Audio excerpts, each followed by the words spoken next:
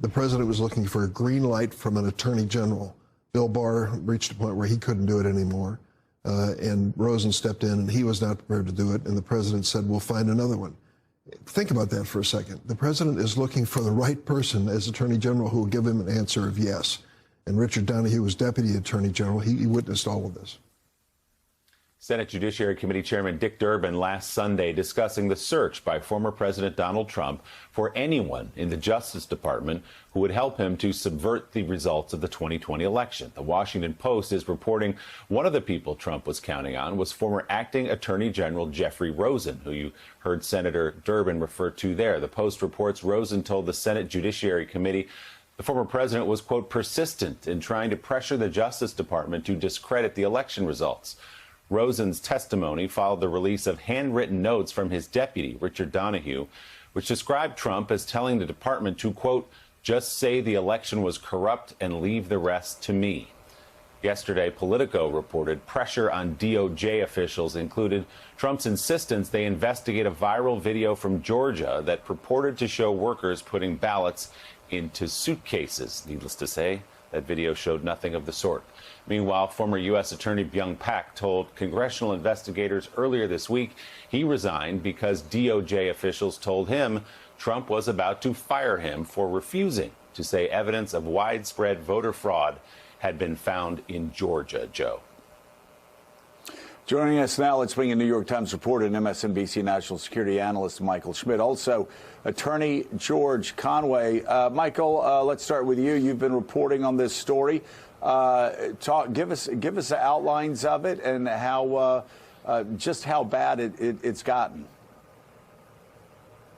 Well, look, the story of Trump trying to play with his Justice Department and get his Justice Department to do what he wanted him to do is as old, almost as old as the Trump administration itself. He tried at every turn throughout his presidency. And what we see here sort of piling up in this Senate investigation, and, you know, also there's sort of a parallel investigation going on by the Inspector General at the Justice Department, are confirmations of a sense and some of what we knew what was going on at the time in December, in January, earlier this year, you know, a little more than 6 months ago, where the president was trying at any way possible to overturn this election. And what I found particularly interesting about these recent sort of stories is Trump showing like how important and how much he appreciated the fact that if the Justice Department simply just said that there were problems with the investigation, just said something.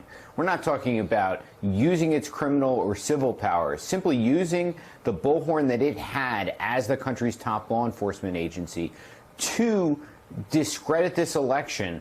He believed that may have been enough to get him to convince these folks at the state level to do more of what he wanted in throwing out these results. So what we're seeing here is this investigation, particularly on the Senate side, moving forward, getting these witnesses in front of them, some of them people that were at the tippy top of the Justice Department, to give an inside sense of what Trump was pressuring them and pushing them to do. So, George Conway, you know, we've grown numb to the scandals, to the attacks on our constitutional norms, the attacks on American democracy from Donald Trump and those around him. And when this story first broke several weeks ago, it seemed that some people's eyes kind of glazed over and kept moving on. Could you provide focus for us on just how dangerous this moment was in American history? Well, this was absolutely one of the most dangerous moments in American history, the most dangerous moment ever caused by a president of the United States. And I think one of the reasons why some people's eyes glazed over is the point that Mike just made, which is that we've seen the movie before in some way, that President Trump would try to coerce federal agencies into doing things that are questionable, that benefit him personally. You know, he even tried to coerce a foreign country into doing something that benefited him personally. But this was the most extreme possibility, that he would actually try to use the mechanisms of government, in particular the Department of Justice, to perpetuate himself in office unlawfully and to basically launch a self-coup, or an autogolpe, as it's called. And this was, this was the height of this was a potential, a probable criminal conspiracy. There are a number of provisions that could apply to this conduct. There's a conspiracy to defraud the United States, 18 U.S.C. Section 371, which is what the Special Counsel Mueller used to charge the Russian Internet Research Agency. There's also 18 U.S.C. 610, which is kind of my personal favorite in this situation because it just seems so easy to apply, which is the criminal provision of the Hatch Act. And what that statute provides is that it shall be unlawful for anybody, and that would include the President of the United States, to coerce or attempt to coerce a federal employee into engaging in political activity. And what that would mean is that if Donald Trump had directed or tried to coerce Acting Attorney General Rosen to walking down Pennsylvania Avenue with a Trump 2020 flag, that would have been criminal. Here, this was much worse. He was attempting to coerce the Department of Justice, coerce Rosen into engaging in what was a purely political act, precisely because they had told the president that there was no interest of the United States in this, that there was no illegality, there was no law enforcement function to be performed by the Justice Department. And then Donald Trump went on to basically say, just say it, make this statement. That was all, as you pointed out, just for political purposes. That has been pointed out, that it was for political purposes to influence the political branches, the Congress, to overturn the election and to try to influence what the states were doing. And that, again, a purely political act coerced by the President of the United States, who, by the way, as these reports made clear, was basically threatening Rosen with removal and substitution by Jeffrey Clark, the guy who was actually who was basically conspiring with the president to overturn the election. And that's coercion. And it fits this statute like a glove. And the Justice Department, if it hasn't already, I know there's an Inspector General investigation, should begin a criminal investigation because there's sufficient predication for such an investigation.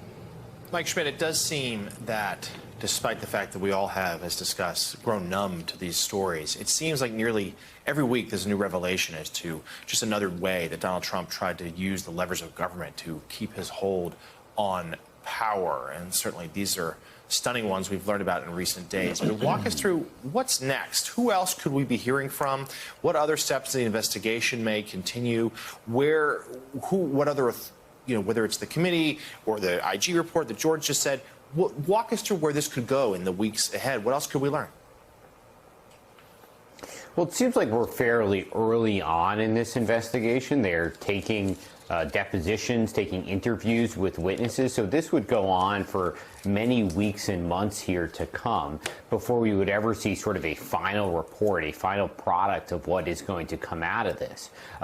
I think we have to remember these are not criminal investigations that are going on. These are investigations that will result in documents that come out or reports that come out that say, look, here's our understanding of what happened. These types of investigations can make referrals. They can say, hey, we think we found something criminal, but there will be no charges that come directly out of any of this. And